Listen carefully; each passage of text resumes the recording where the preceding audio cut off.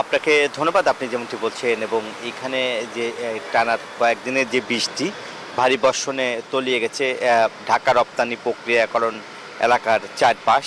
এবং আমরা যদি আপনার দেখাই যে এখানকার যে অবস্থা, এটা একটি সড়ক পথ।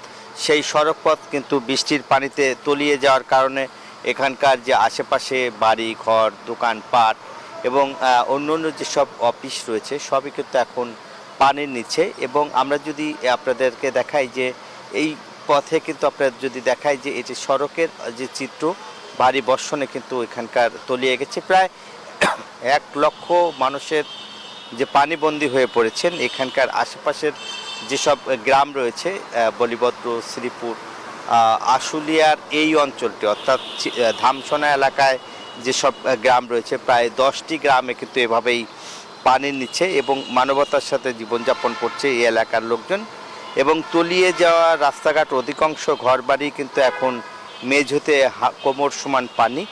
এবং পানি জমে থাকার কারণে মূলত এখানকার যে প্রয়োজনীয় যে আসবাবপত্র সেটিও কিন্তু তারা সরিয়ে নিয়েছে এবং কোথাও কোথাও আসলে উঁচু স্থানে আশ্রয় নিয়েছেন। এবং আমরা যদি আপনাদের দেখাই যে এই যে শ্রীপুরের হাসান কলোনি, সেই হাসান কলোনি কিন্তু পুরাটাই কিন্তু এখন পানির নিচে, অর্থাৎ যান চলাচল কিন্তু একদম বন্ধ হয়ে গেছে।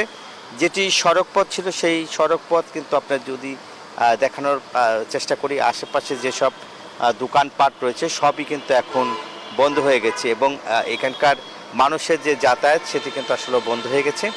আমরা যদি আপনাদেরকে দেখাতে চাই যে এখানকার যে অন্য যেসব অফিস রয়েছে সেসব অফিসও কিন্তু এখন পানির নিচে, সেগুলো কিন্তু এখন ব্যবহার অনুপযোগী হয়ে পড়েছেন। এবং এখানকার যে সুয়ারিজের পানি, অর্থাৎ সেই পানি এখন আপনারা যদি দেখেন যে এখানকার যে এখন কিন্তু এখন চলাচল কিন্তু নৌকা দিয়ে চলাচল করছে এখানকার মানুষ। এবং সেই জীবনের ঝুঁকি নিয়ে কিন্তু মানুষ পারাপার হচ্ছেন এবং তারা খুব কষ্টে মানবতার সাথে জীবনযাপন করছে। এবং আমরা যদি আপনার দেখাই যে নৌকা দিয়ে তারা যাতায়াত করছেন এবং একই সঙ্গে কিন্তু যেই দুর্ভোগটি রয়েছে সেই দুর্ভোগ তাদেরকে পোহাতে হচ্ছে। এবং সরকারি যে সহায়তা সেটা কিন্তু এখনও কিন্তু পর্যাপ্ত পরিমাণ নাই। এবং সরকারের এইখানকার যারা গ্রামবাসী এবং নিম্ন আয়ের মানুষ তারা কিন্তু সরকারের সহায়তা চাচ্ছেন।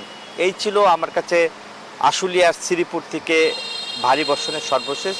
একই খবর জানতে আমার আর এক সহকর্মী রয়েছে টঙ্গীর, যাচ্ছি সজীবের কাছে। সজীব।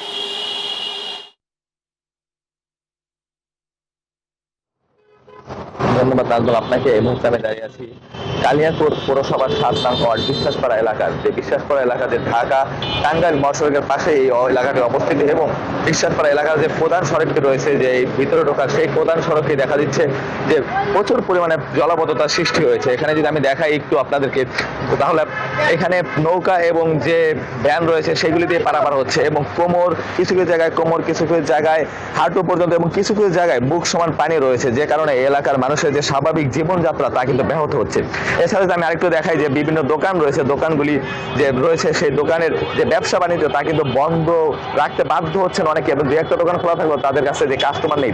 এছাড়া আরেকটা বিষয় যদি জানিয়ে রাখি যে 10 তারিখের পরবর্তীতে এই সব এলাকায় যে দোকানেরা রয়েছেন তাদের ব্যবসার মূল সময়টি থাকে 10 তারিখে বেতন পাওয়ার পরেই। যে গার্মেন্টস শ্রমিক এবং ওয়ার্কাররা রয়েছেন তারা কিন্তু কেনাকাটা করে থাকেন, কিন্তু এই 10 তারিখের পর থেকে ভারী বর্ষণের কারণে এই এলাকার যে মানুষ রয়েছে এবং তারা কিন্তু কেনাকাটা করতে পারছেন না, কারণ দোকানটা বন্ধ রয়েছে এবং এ থেকে ব্যবসায়ী যারা রয়েছেন তারা ব্যাপক ক্ষয়ক্ষতিতে পড়ছেন। এছাড়া তারা আমাদেরকে জানিয়েছেন যে ঋণ তাদের রয়েছে এবং ঋণে তারা পড়ে যাচ্ছেন এবং ঋণগ্রস্ত হচ্ছেন।